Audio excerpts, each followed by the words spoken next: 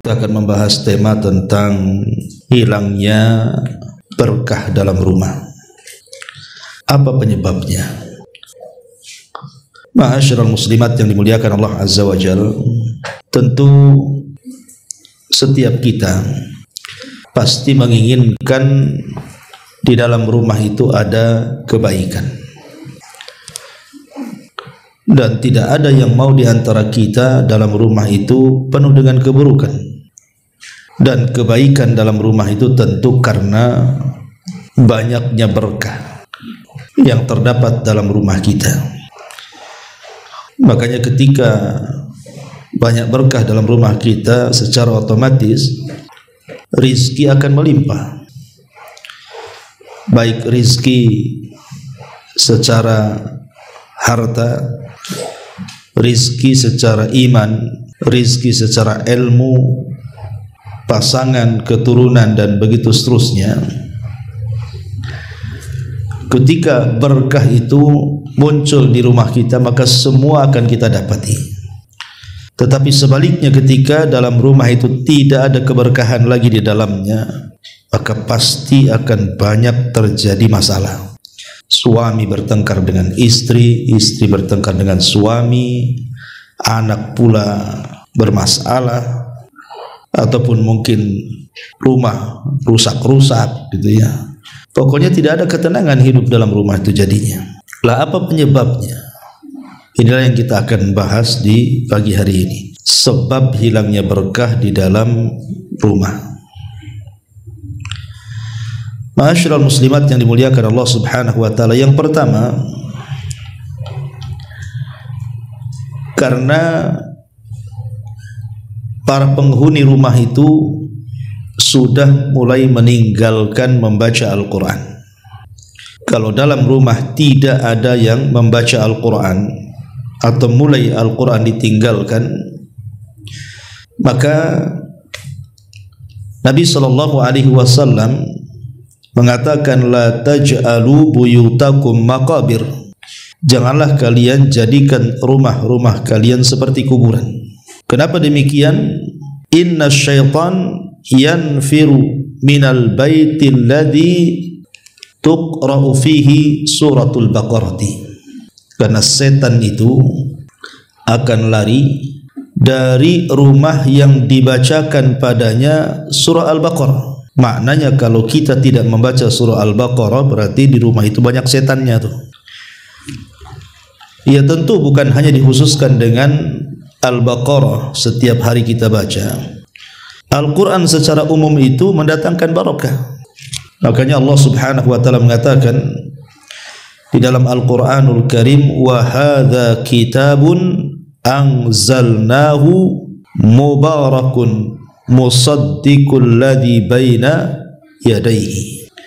Dan inilah Al-Quran, kata Allah, kami turunkan mubarak, di dalamnya penuh dengan berkah-berkah. Makanya kalau penghuni rumah itu banyak membaca Al-Quran, maka ibu akan rasakan pengaruh berkah Quran itu dalam rumah. Dan itu pernah saya dengar sendiri gitu kan, dari salah satu ikhwan kita. Dia mengatakan, Ustaz, dulu saya jarang baca Quran, tapi setelah sering membaca Quran, minimalnya di pagi hari itu 2 lembar, dia bilang begitu. Masya Allah, katanya, rizki saya diluaskan dan rumah tangga saya disakinahkan. Ya, kita tidak heran dia mengatakan seperti itu, karena juga secara dalil dari Al-Quran dan Sunnah, memang Quran itu membawa berkah. Ini yang pertama. Yang kedua, tidak menanamkan ketakwaan dan iman. Di dalam Al-Quranul Karim Allah Subhanahu wa taala mengatakan, walau anna ahlal qura amanu wattaqaw la fatahna alaihim barakatim minas sama'i wal ardh. Kalaulah seandainya penduduk negeri ini mau beriman dan bertakwa, tentu kami akan bukakan kepada mereka berkah dari langit dan dari bumi. Maknanya kalau seandainya penghuni rumah itu berusaha untuk terus meningkatkan takwa dan imannya, seperti yang dilakukan Nabi SAW kepada keluarganya. Aisyah radhiyallahu anha mengatakan Rasul itu kalau di sepertiga malam akhir sebelum subuh, maka dia akan membangunkan Aisyah ummul mukminin radhiyallahu anha dan diperintahkan untuk salat witir ataupun tahajud. Dan dari sini Nabi SAW mengatakan rahimallahu rajulan, semoga Allah Subhanahu wa taala merahmati seseorang yang membangunkan istrinya kemudian mengajak dia salat malam. Dan begitu juga sebaliknya, rahimallahu imra'atan, semoga Allah merahmati seorang wanita yang membangunkan suaminya untuk salat malam. Artinya ketika kemudian ditanamkan takwa dan iman, terus meningkatkan ketakwaan dan iman dengan memperbanyak ibadah dalam rumah, maka itu salah satu bentuk turunnya berkah. Ini yang kedua. Yang ketiga, at-tasmiyatu, membaca basmalah. Terkadang ada di antara kita ini yang lupa membaca basmalah, atau sengaja tidak membaca basmalah, atau mungkin memang tidak tahu bahwa dalam basmalah itu ada berkahnya di situ. Kata Nabi SAW, "Idza dakhala ar-rajulu baitahu fadzakara ismallahi ta'ala hina yadkhul wa hina yut'im qala syaitan la mabita lakum wala asya." Kata Nabi SAW, apabila salah seorang di antara kalian masuk rumahnya kemudian menyebut nama Allah. Jadi ibu dari mana? Dari pasar, dari luar masuk ke dalam rumah. Ibu sebelum melangkahkan kaki ke dalam rumah, ibu ngomong bismillah dengan menyebut nama Allah. Atau ketika hendak makan, bismillah dengan menyebut nama Allah. Maka kata Nabi SAW, maka syaitan akan bicara dengan teman-temannya, la mabita lakum wala asya, di rumah ini tidak ada tempat untuk kalian dan tidak ada makanan untuk kalian, pergi kalian. Subhanallah. Hanya membaca basmalah saja mengusir setan, Bu. Karena masalah itu datang dari setan masalahnya. Semua masalah dalam rumah tangga itu semua datang dari setan, Bu. Makanya kemudian cara mengusir setan dengan cara seperti ini, membaca basmalah. Ketika kita meninggalkan basmalah, maka hilang berkah dari rumah kita. Kemudian yang keempat adalah jarangnya seseorang itu berbagi dalam rumah, terutama soal makanan. Nabi SAW mengatakan ta'amul itsnaini kafi ats-tsalatsa wa ta'amu ats-tsalatsati kafi al-arba'ah. Makanan dua orang itu sebenarnya cukup untuk tiga orang, dan makanan tiga orang itu cukup untuk 4 orang. Kata para ulama, apabila kita mau berbagi makanan di dalam rumah kita ini, entah dengan tetangga sebelah, entah dengan tamu, entah dengan fakir miskin, anak-anak yatim, kan gitu ya, maka itulah salah satu yang mengundang berkah, berbagi makanan. Ini yang nomor 4. Yang nomor 5, hilangnya berkah itu karena makanan yang dimakan oleh orang-orang yang di dalam rumah itu terkadang tidak memperhatikan halal haramnya, main makan saja. Di mana Rasulullah SAW mengatakan, innallaha thayyibun la yaqbalu illa thayyibah. Allah itu maha baik, tidak menerima kecuali yang baik-baik. Maka harta yang haram tidak akan diberkahi. Harta haram itu tidak akan diberkahi, karena selain daripada doa-doanya ditolak oleh Allah Azza wa Jalla, maka tidak ada berkah yang masuk ke dalam rumah itu. Maka perhatikan, jangan memakan yang diharamkan. Entah makanan, entah minuman, entah pakaian, gitu ya. Kalau bisa dibeli dari uang yang dihalalkan. Dan ibu harus tahu pekerjaan suami. Suami ini kerja apa, kan gitu ya. Kalau memang zahirnya halal, makan. Walaupun ibu kan tidak tahu suami dapat uang dari mana, tapi nampak zahirnya dia kan kerja layaknya orang-orang, insyaallah halal. Tapi kalau seandainya ibu tahu suami ini bandar narkoba, bandar judi gitu kan, jelas itu kan, dan tidak ada pekerjaan lain kecuali dari situ, Bu, maka ibu jangan makan dari situ.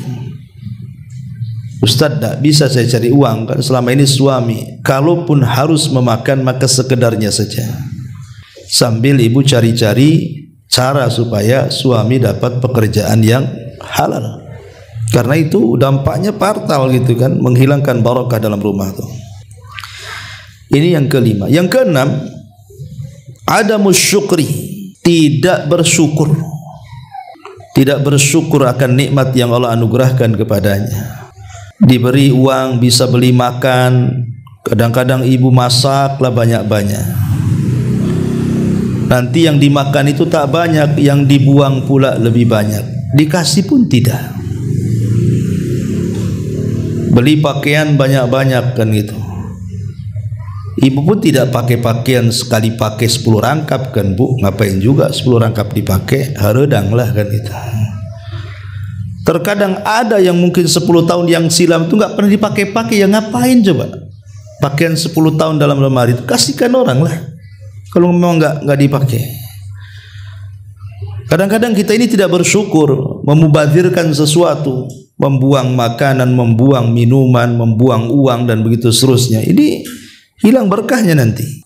La in syakartum la azidannakum wa la in kafartum inna adzabi lasyadid. Kalau kalian bersyukur, ku tambah nikmatku. Tapi kalau kalian kufur, ku sediakan azabku, kata Allah. Dan azabku sangat pedih. Ini yang nomor 6. Yang nomor 7. Yang nomor 7. Hilangnya berkah karena adamu istiqadhihi minan naumi an yubadir. Adamu tabkir fistaiqidhihi minan naumi. Tidak berpagi-pagi ketika bangun dari tidur. Sudah saya jelaskan apabila kita menjelaskan tentang keutamaan 1 jam setelah subuh kan bu. Nabi SAW mengatakan, Allahumma barik li ummati fi bukuriha. Ya Allah, berkahi umatku di waktu paginya. Karena waktu pagi adalah waktu berkah. Jangan sampai ketika berkah turun kita tidur. Jangan sampai ketika berkah turun kita pula lalai. Manfaatkan waktu turunnya berkah itu dengan berzikir, berdoa, baca Quran kan itu kan. Supaya ketika turun berkah itu betul-betul kita dapat berkah. Makanya Imam Ibnul Qayyim rahimahullahu taala mengatakan, orang yang membiasakan tidur setelah subuh sampai terbit matahari, hilang berkahnya. Hilang berkah dalam keluarganya, hilang berkah dalam kehidupannya, hilang berkah dalam pekerjaannya, dan nanti akan banyak masalah dalam hidupnya tuh. Makanya jangan sampai kemudian kita melalaikan waktu yang jelas-jelas berkahnya itu. Ini yang nomor 7. Yang nomor 8, kasrat adamu al-istighfar. Jarang membaca istighfar. Allah Subhanahu wa taala berfirman, Fakultu staghfiru rabbakum innahu kana ghafara yursilis samaa alaikum midrara wa yumdilkum bi amwali wa banin wa yaj'al lakum jannati wa yaj'al lakum anhar. Maka aku katakan, kata Nuh kepada kaumnya, perbanyaklah istighfar kepada Rabb kalian, sebab dengan istighfar itulah Allah akan menurunkan hujan kepada kalian, akan menambah harta kepada kalian, akan menambah keturunan kepada kalian. Dan Allah akan jadikan kebun-kebun dan juga sungai-sungai. Lihat bagaimana dahsyatnya istighfar. Menjadikan sebab turunnya hujan, menjadikan sebab berlimpahnya kekayaan dan keturunan, dan menjadikan sebab kesuburan. Maka kalau ingin dapat berkah dalam rumah, perbanyak istighfar. Astagfirullah, astagfirullah, astagfirullah. Nah itu bu ya. Karena istighfar sendiri artinya adalah kita meminta kepada Allah agar aib kita itu ditutup oleh Allah. Betapa banyak orang-orang yang dibuka aibnya, yang tadinya dihormati bu, jadi dihinakan. Yang tadinya dimuliakan jadi direndahkan. Yang tadinya orang bicara dengan kita jadi ditinggalkan. Itu kalau aib kita ketahuan tetangga kita. Oh rupanya si Anu nampaknya saja pakai cadar ya, rupanya lebih dahsyat dosanya dibandingkan yang telanjang katanya. Jadi kan repot bu, ya. Jadi dengan memperbanyak istighfar itu bu, aib-aib kita dalam rumah kita itu tidak akan ditampakkan oleh Allah. Jadi orang memandang kita itu tetap baik. Kemudian yang kedua, mana istighfar itu kita meminta ampun kepada Allah agar dosa-dosa yang kita lakukan di dunia tidak diadab di akhirat. Jadi istighfar itu sendiri manfaatnya besar, ya kan? Menutup aib kita dan menghapuskan dosa-dosa kita. Lebih daripada itu, dengan memperbanyak istighfar itu akhirnya apa? Allah mudahkan semuanya. Suami kerja Allah mudahkan, gitu ya. Pekerjaan ibu Allah mudahkan, anak-anak sekolah Allah mudahkan. Hanya memperbanyak astagfirullah itu kan berkah, Bu. Ya. Tapi orang yang jarang istighfar nggak akan dapat perkara-perkara seperti ini. Kemudian yang nomor 9, adamu at-tawakkul wa akhdhi bil asbab. Kurangnya tawakal. Ketika orang kurang tawakal dan kurang mengambil sebab, maka susah akan turun berkah. Ketika kemudian ibu tidak pernah bersandar kecuali kepada selain Allah, suami juga sama, bersandar kepada pekerjaannya, tidak yakin dengan Allah. Ini bahaya. Ya, hiduplah sesuai sebagaimana keyakinan kita bahwa rizki kita sudah diatur, usia kita sudah diatur, bahagia kita sudah diatur, celaka kita sudah diatur, semua sudah diatur. Tinggal pasrahkan aja kepada Allah Azza wa Jalla. Sebab orang yang kurang tawakal biasanya rungsep hidupnya, Bu. Sakit sedikit ngeluh, gaji nggak cukup ngeluh, ada masalah ngeluh, nggak ada bahagianya tuh nanti. Ya, jadi sandarkan semua kepada Allah Azza wa Jalla, kemudian ambil sebab. Ini diantara poin yang ke-9. Poin yang ke-10, ityanul ma'asi wal muharramat. Dalam rumah banyak maksiat dan banyak hal-hal yang diharamkan dilakukan. Nabi mengatakan, innal abda la yuhramur rizqu bidzambin yusibu. Kata Nabi SAW, seorang hamba itu akan diharamkan dari rizkinya karena dosa yang dilakukannya. Jadi kalau di dalam rumah itu banyak dosa, banyak yang melakukan dosa dan tidak ditegur, terutama kepala rumah tangganya tidak punya kecemburuan kepada keluarganya, anaknya buka aurat ya biarin saja, nggak sholat ya dibiarin saja, kena pergaulan bebas ya tenang-tenang saja. Ini bahaya kalau dalam rumah seperti ini maksiat dibiarkan, gitu kan. Karena ketika dalam rumah itu dipenuhi dengan maksiat dan keharaman, cabut berkahnya nanti banyak masalah di situ. Ini juga yang harus jadi perhatian. Kalau bisa jangan banyak maksiat di dalam rumah. Kemudian yang nomor 11, bakhil wa adamu al-infaq. Bakhil, tidak mau infak, tidak mau sedekah. Padahal setiap hari itu, Bu, malaikat itu datang. Kemudian malaikat itu akan ngomong, Allahumma a'ti mumfikan khalafa wa'ti mumsikan talafa. Ya Allah, kalau penghuni rumah ini hari ini dia berinfak, tambah rizkinya ya Allah. Ya Allah, kalau hari ini penghuni rumah itu bakhil, tidak mau berinfak, hancurkan saja hartanya ya Allah. Ini yang ngomong malaikat, Bu. Setiap pagi ngomong begitu, Bu. Ya.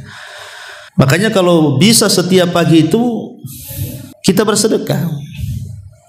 Gimana caranya, Ustadz? Gampang. Ibu tahu celengan, Bu? Tahulah, mana tak tahu celengan. Beli celengan. Jangan yang gambar ayam jago, Bu. Yang biasa aja, jangan bentuk patungnya. Celengan biasa.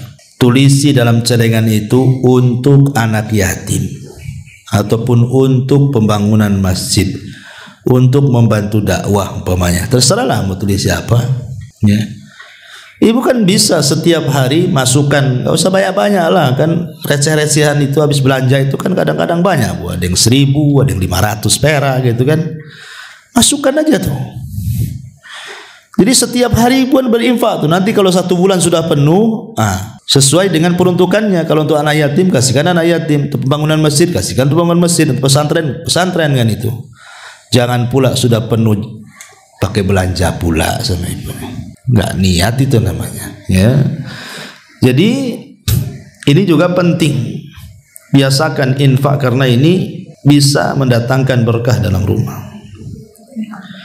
Ini yang nomor 11. Nomor 12, at-tahawun fi ba'dil a'malil lati tusafu bi annaha syirkun.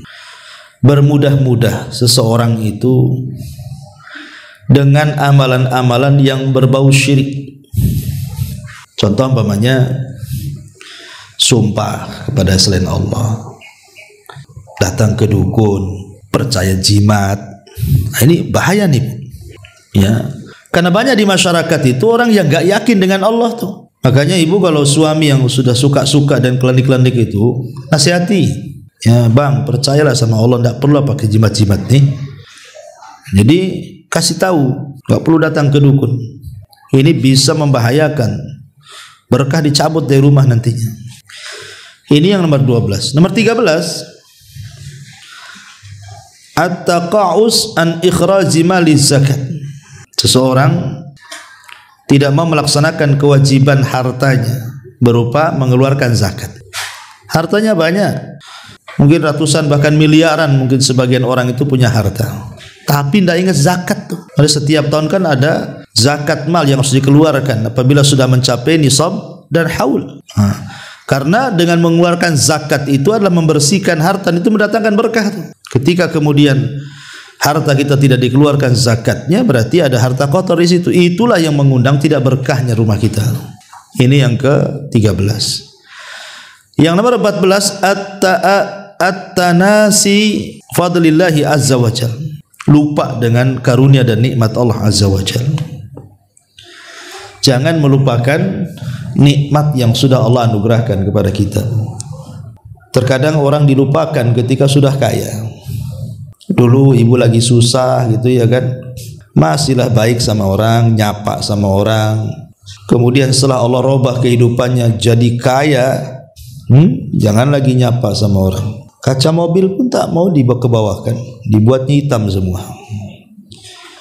Cara jalannya aja beda. Dulu waktu susah cara jalannya bentar-bentar nyapa, bentar-bentar nyapa. Udah kaya main lurus seperti tiang listrik, udah nggak belok-belok tuh kepala tuh kayak kacamata kuda. Jadi ada orang-orang yang lupa akan nikmat yang sudah Allah anugerahkan. Fa bi ni'mati rabbika fahaddits. Ingat, kalau Allah berikan nikmat, hadis, tampakkan nikmat itu, bersyukur. Jangan lupakan nikmat, karena itu bisa menghilangkan berkah masalahnya. Kemudian juga yang nomor 15, tarku ba'dil wajibat wal faraid. Meninggalkan kewajiban-kewajiban. Tidak sholat 5 waktu, tidak puasa Ramadan, dah kaya tak mau haji, dah kaya tak ada zakat. Pokoknya nggak peduli dengan kewajiban tuh, Bu. Ini bahaya sekali. Apalagi sampai kalau meninggalkan sholat ini terputuslah hubungan kita dengan Allah.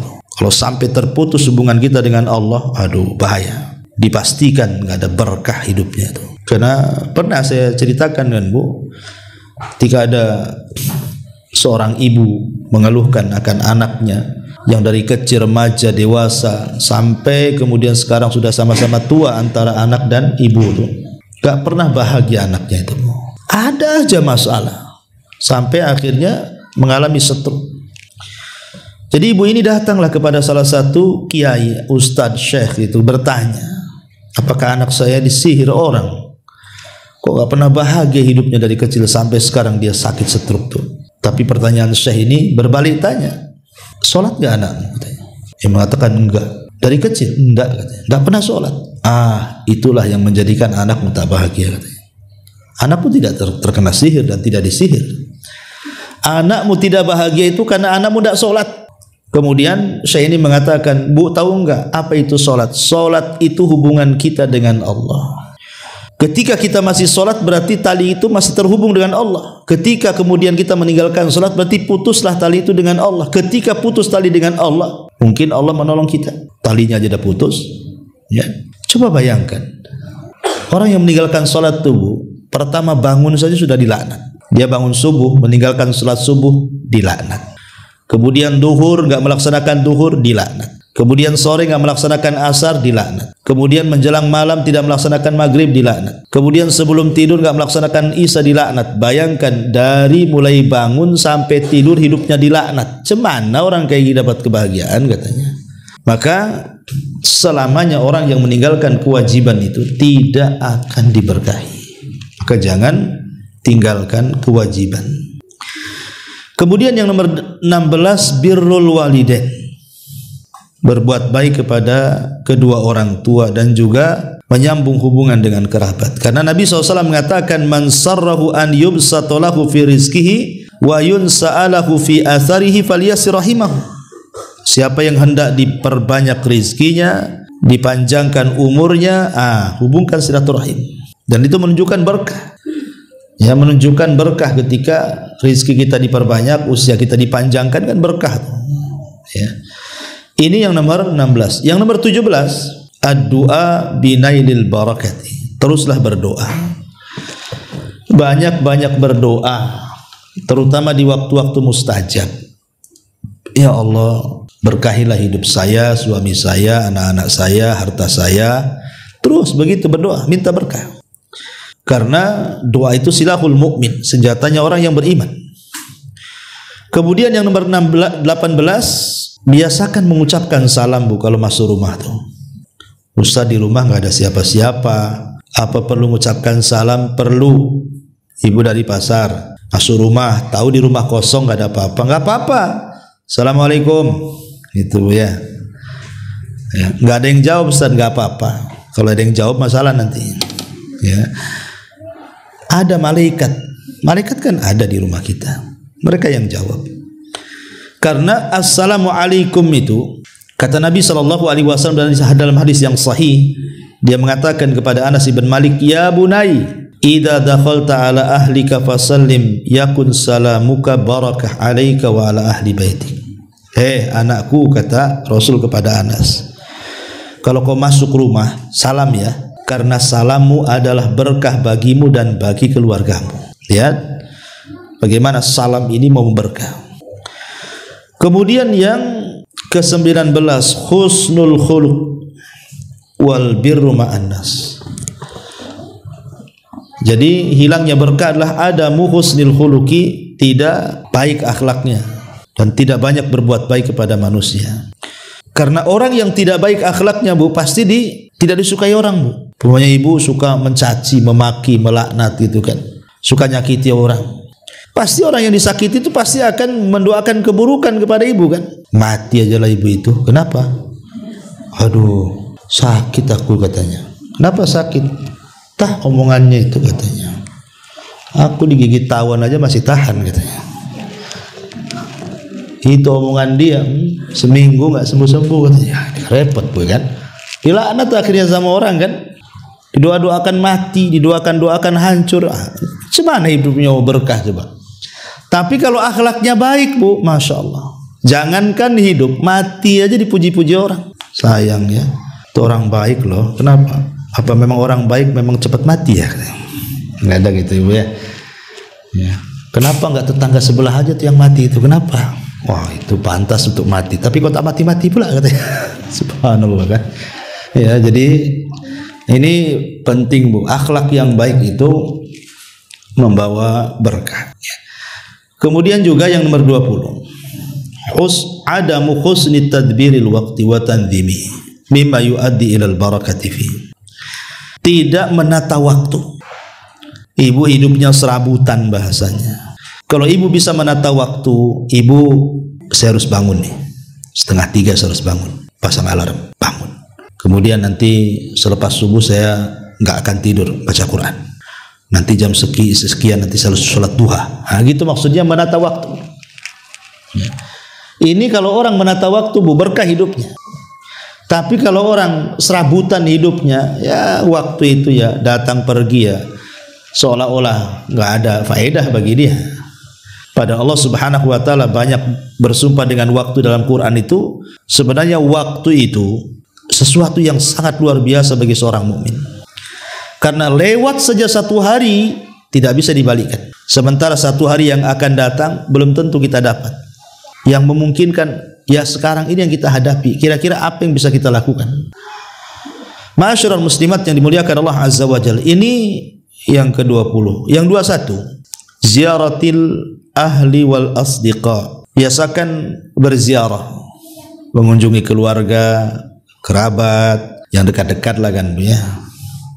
Karena ini bagian daripada silaturahim, dan tadi keutamaan silaturahim menambah harta dan juga usia.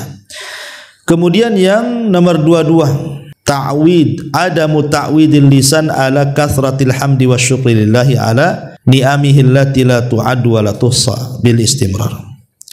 Tidak membiasakan lisannya memperbanyak alhamdulillah wa syukru ala ni'matihi, dan syukur kepada nikmat. Jadi kalau bisa Bu, apapun Bu, ucapkan alhamdulillah. Sedikit banyak alhamdulillah. Ibu sakit, alhamdulillah. Ibu sehat, alhamdulillah. Ibu susah, alhamdulillah. Ibu senang, alhamdulillah. Ibu seret, alhamdulillah. Ibu lapang, alhamdulillah. Alhamdulillah ala kulli hal. Katakan alhamdulillah. Karena orang yang suka membaca alhamdulillah ini mendatangkan berkah. Gimana Ustaz, masa sakit alhamdulillah, susah alhamdulillah? Bukan alhamdulillah karena sakitnya, bukan alhamdulillah karena susahnya. Maksudnya alhamdulillah karena sakit itu karena kita memandang orang lain. Alhamdulillah, saya kan baru sakit gigi Ustaz, tetangga ginjal, gitu maksudnya kan. Itu maksudnya mensyukuri nikmat yang masih ada. Alhamdulillah ya, suami saya masih bisa bekerja lah walaupun kena PHK. Itu yang sebelah itu udah 5 tahun tak kerja-kerja tuh. Jadi kita bersyukur, maksudnya seperti itu. Itu yang dimaksud mengucapkan memperbanyak alhamdulillah itu. Kemudian juga memperbanyak hilangnya berkah itu karena adamul amanati wasidqi, hilangnya amanah dalam keluarga, hilangnya kejujuran dalam keluarga. Ketika suami sudah tidak amanah menjadi kepala rumah tangga, ketika istri sudah tidak amanah menjadi istri, tidak tahu hak dan kewajibannya, ketika kemudian anak-anak yang merupakan titipan juga dibiarkan tidak ada amanah untuk menjaga mereka, mendidik mereka, membesarkan mereka, dan begitu seterusnya, atau harta yang dititipkan juga tidak amanah dengan tidak memberikan sedekah, hak sedekahnya, hak zakatnya, dan begitu seterusnya, pokoknya tidak amanah. Nah, ini hilang berkahnya. Nah, kemudian juga yang nomor 24, at-ta'amul birriba, banyak memakan harta riba. Kalau di dalam rumah itu banyak makan riba Bu, bermuamalah dengan riba, itu hilang berkahnya tuh. Makanya Allah Subhanahu wa taala ketika bicara soal riba, Allah mengatakan apa? Yamhaqullahu riba wa yurbis sadaqah. Allah akan menghilangkan berkah riba dan Allah akan memberkahi sedekah. Hilang berkahnya. Maka sebisa mungkin hindari perkara-perkara riba. Kemudian yang nomor 25, al-adamul qanaati war ridha. Tidak qanaah, tidak redha. Maksudnya tidak qanaah, tidak redha itu dia selalu mengeluh dari pemberian Allah, selalu mengeluh. Ya. Suami mungkin kerjanya ya supir taksi, ojek online, GoFood atau apa gitu kan. Kebetulan hari itu hujan, tak dapat banyak, ngomel-ngomel pula istri. Kok tak pandai cari kerja ya Bang ya? Kok dapat sedikit hari ini? Pasti kau malas-malas. Pasti kau tidur di sana ya. Nah, itu kadang-kadang ada istri yang seperti itu. Dia tidak qanaah, harusnya kan bersyukur, alhamdulillah lah Bang, hujan-hujan pun masih dapat 10 juta. Ya kan? Harusnya kan gitu Bu, banyak bersyukur. Ini enggak kan gitu ya. Ya, kalau qanaah itu Bu, insya Allah berkah hidupnya, ditambah nanti. Ya, dan redha gitu ya.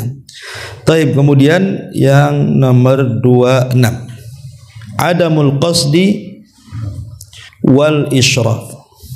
Tidak hidup sederhana dan berlebih-lebihan. Ya, ada orang itu Bu, hidupnya berlebih-lebihan, kadang-kadang tidak sesuai dengan pendapatan. Makanya kenapa Umar bin Khattab radhiyallahu anhu pernah menegur Jabir bin Abdullah.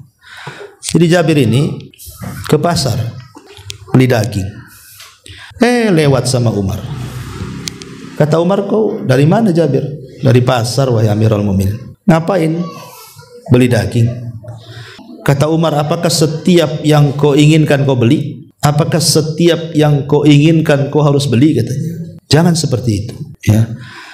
Lah, ini ucapan Umar bin Khattab, apakah setiap yang kau inginkan kau beli? Ini sindiran. Harusnya ucapan Umar ini bukan kepada Jabir, tapi ke ibu-ibu harusnya. Harusnya Umar tuh ngomong begini itu ya ke ibu-ibu hari ini nih. Apa setiap ibu menginginkan sesuatu harus beli? Gitu maksudnya ya. Karena begitu ibu-ibu tuh. Apalagi dengan dunia medsos sekarang kan, Bu. Ibu itu lebih suka bertetangga dengan Tokopedia, dengan marketplace, daripada tetangga sebelah kan, Bu. Karena itulah hari-hari di situ. Browsing itu aja itu kerjanya. Akhirnya setiap yang dikehendaki, mulai berpikir tuh, harga cocok nggak nih? Bahan dah cocok. Mulai dia pikir, nguras otak gitu kan, ngumpulin duit. Tidak semua yang kita inginkan harus dibeli. Betapa banyak sesuatu yang kita inginkan kemudian kita beli, nyesal pula belakangan. Dan pernah saya alami, Bu, dulu gitu ya. Kadang-kadang dulu waktu saya masih muda, sekarang muda juga. Maksudnya dulu waktu suka dengan sepeda motor tuh, Bu. Saya udah ada sepeda motor dulu, suka pakai sepeda motor laki-laki itu GL Pro tuh. Tahu ada motor baru, ya GL Max tuh nggak salah itu. Pada susah lah cari duit itu. Akhirnya terpaksa saya jual tukar tambah. Rupanya masih enak GL Pro, nyesel tuh. Nyeselnya luar biasa waktu itu. Kenapa, untuk apa saya beli ini? Saya pernah rasakan dulu kayak gitu kan. Jadi betul lah kata Umar bin Khattab itu, apa setiap yang kau inginkan kau harus beli? Ya nggak harus beli kan. Lihat kebutuhannya mendesak atau tidak kan itu. Ini makanya sekarang hidup di zaman sekarang ini luar biasa kan? Ya. Makanya kenapa hilang berkah? Karena setiap keinginan harus terpenuhi, padahal itu tidak mencerminkan kesederhanaan yang ada, kemudian israf berlebihan. Kemudian yang nomor 27, adamud du'a wal luju' ila Allah azza wa jalla. Ya. Sedikitnya berdoa dan kembali kepada Allah Subhanahu wa taala. Maksudnya ketika kita ini banyak masalah itu harusnya kita introspeksi kan, Bu. Kalau ibu ada masalah itu harusnya kan lebih dekat kepada Allah. Lebih rajin lagi doanya, lebih rajin lagi sholatnya, lebih rajin lagi puasanya, lebih rajin lagi zikirnya, kan begitu, Bu ya. Supaya persoalan itu hilang nanti, diurai. Yang ada enggak, kalau ada masalah itu tidur aja ibu. Atau jalan kemana gitu kan. Salah, kalau ada masalah harusnya perbanyak ibadah. Makanya Nabi SAW satu hari keluar, entah siapa yang melangkahkan kaki Nabi tiba-tiba menuju ke masjid di luar jam sholat di waktu duha, nggak ada orang di masjid. Tiba-tiba dalam masjid itu ada seorang sahabat namanya Abu Umamah sedang berdoa dengan khusyunya di hadapan Allah Subhanahu wa taala. Maka Rasul bertanya, Abu Umamah, ini kan bukan waktu sholat, ngapain kau di masjid? Kata Abu Umamah, humumun lazimatni wa duyunun ya Rasulullah. Stres wahai Rasul, banyak utang wahai Rasul.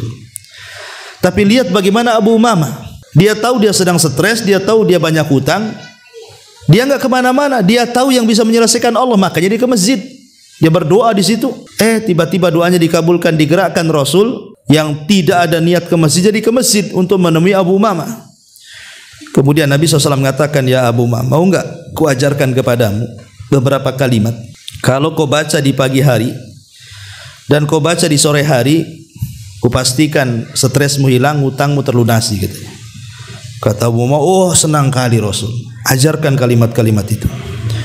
Maka Rasul sallallahu alaihi wasallam mengajarkan, idza asbahta wa idza amsayta faqul Allahumma inni a'udzubika minal hammi wal hazani wa a'udzubika minal ajzi wal kasali wa a'udzubika minal jubni wal bukhli wa a'udzubika min ghalabatid daini wa qahri rijal. Katakan ya Abu Umamah di pagi dan sore hari, ya Allah, aku berlindung dari kesedihan dan kegalauan, aku berlindung dari kelemahan dan kemalasan, aku berlindung dari kepengecutan dan kebakhilan, aku berlindung dari dikalahkan manusia dan dari hutang-hutang. Kata Abu Mama, semenjak aku amalkan pagi petang, kata dia, demi Allah, dhahabat anni hammi wa qadha anni daini. Hilang stresku, terlunasilah hutang-hutangku. Lihat, itulah pentingnya kembali. Kalau kita lagi ada masalah itu, kembali kepada Allah, rajin ibadah supaya Allah carikan jalan keluarnya, dan itu bentuk berkah. Ya. Kemudian yang nomor 28, adamu dzikri. Dicabutnya berkah itu karena kita kurang zikir, Bu. Karena Nabi SAW yang mengatakan, mathalu al-bait. Kata Nabi SAW, mathalul baitil ladzi yudhkarullahu fihi wal bait alladzi la yudhkarullahu fihi mithlul hayy wal mayyit. Permisalan rumah yang dibacakan zikir di situ dan rumah yang tidak dibacakan zikir di situ ibarat orang hidup dan mati. Jadi kalau rumahnya banyak zikir, itulah hidup rumah tuh. Kalau rumah itu tak ada zikir, matilah rumah tuh. Jadi banyak berzikir, tasbih, takbir, tahlil, sambil masak, sambil apa aja lah kan. Di rumah kan banyak aktivitas, Bu. Sambil nyapu pun bisa zikir itu. Kemudian yang nomor 29, hilangnya berkah itu, Bu, karena memelihara anjing. Jangan memelihara anjing, hilang berkah dalam rumah, Bu. Kata Nabi SAW, man amsaka kalban fa innahu yankusu kulla yaumin min amalihi qiratun. Siapa yang merawat anjing, maka setiap hari dikurangi pahalanya 1 qirat. 1 qirat itu berapa, Bu? 1 gunung Uhud. Kita aja 1 hari dapat pahala 1 gunung Uhud aja belum tentu dapat. Dikurangi sudah jelas. Jadi ngapain cuma memelihara anjing itu? Lucu, Ustaz. Ada anjing itu lebih lucu daripada anak saya, katanya. Lah, kok bisa pula? Ya. Jadi orang-orang seperti ini nggak ada akal.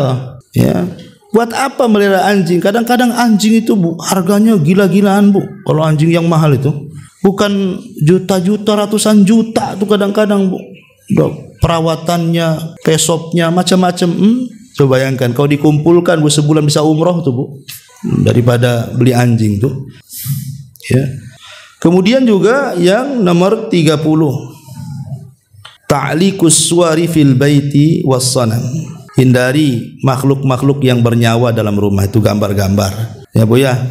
Gambar-gambar. Ustaz, ini kan foto keluarga, simpan aja lah foto keluarga itu, nggak usah dipajang-pajang. Ya kan, bisa ditaruh di album, taruh di lemari, sewaktu-waktu mau nengok kan bisa diambil, Bu. Nggak usah dipajang-pajang. Kenapa kan itu? Karena itu salah satunya yang menjadikan malaikat rahmat yang membawa berkah itu tidak mau masuk masalahnya. Apalagi ada rumah itu sengaja, Bu, di depannya itu dibuat kayak gapura, dibuat di situ patung harimau, patung macan, patung kuda, patung semua di situ. Kan ada tuh orang yang suka patung itu, bertengger semua patung-patung di rumahnya. Ini nggak akan malaikat masuk tuh. Ya, itu nanti nggak berkah rumah kita jadinya. Kalaupun harus buat patung, Bu, jangan patung binatang. Buatlah patung itu kayak buat pohon kelapa gitu kan. Atau apa, gunung-gunung tuh apa kan itu. Jangan binatang. Jangan makhluk yang bernyawa. Karena itu menjadikan malaikat tidak akan turun tuh, nggak berkah jadinya. Nah, ini diantara 30 penyebab, banyak lagi sebenarnya, ini yang saya ringkas. 30 penyebab tercabutnya berkah di rumah kita. Ma'asyiral muslimat yang dimuliakan Allah Subhanahu wa taala. Tetapi kalau seandainya ibu ini memang diberikan nikmat oleh Allah, alhamdulillah, Ustaz, kehidupan saya sih bahagia dengan suami, tidak ada cekcoknya, nggak ada pertengkarannya. Kami pun berkomitmen untuk hidup bahagia. Kami pun teruslah ibadah, ngaji, tanggung jawab sama anak-anak. Harta yang kami makan pun berusaha yang halal. Pokoknya Masya Allah, hidupnya enak lah bahasanya kan, Bu. Ya. Walaupun demikian, ibu sudah berada di atas kenikmatan, maka menjaga nikmat untuk hilang itu perlu. Dengan cara apa? Lakukan 4 perkara supaya nikmat berkah yang sudah ibu dapati hari ini tidak hilang dan terus bertambah. Lakukan 4 perkara. 1, teruslah bersyukur dan mengucapkan hamdalah. 1, tetaplah bersyukur dan mengucapkan hamdalah. Yang kedua, teruslah beradab dengan zat pemberi nikmat. Beradab dengan Allah, ya, dengan melaksanakan perintah dan menjauhi larangan. Kemudian yang nomor 4, teruslah di atas ketaatan kepada Allah Azza wa Jalla. Kemudian yang nomor 3, teruslah di atas ketaatan. Dan yang nomor 4, jangan lupa bentengi nikmat-nikmat supaya tidak ada yang hasad dengan kita dengan zikir dan doa. Bentengi. Karena kadang-kadang ada tetangga-tetangga itu yang tidak suka kita senang. Ada tetangga-tetangga yang enggak suka kita kaya. Ada tetangga-tetangga yang tidak suka kita harmonis. Ada tetangga-tetangga yang enggak suka anak kita ini pandai-pandai. Kan ada tuh mata-mata hasad tuh. Maka supaya mata-mata hasad, mata-mata dengki itu enggak sampai merusak nikmat kita, maka bentengi dengan zikir, dengan doa, Masya Allah la quwata illa billah, atau apalah zikir-zikir supaya nikmat itu dan berkah itu tetap.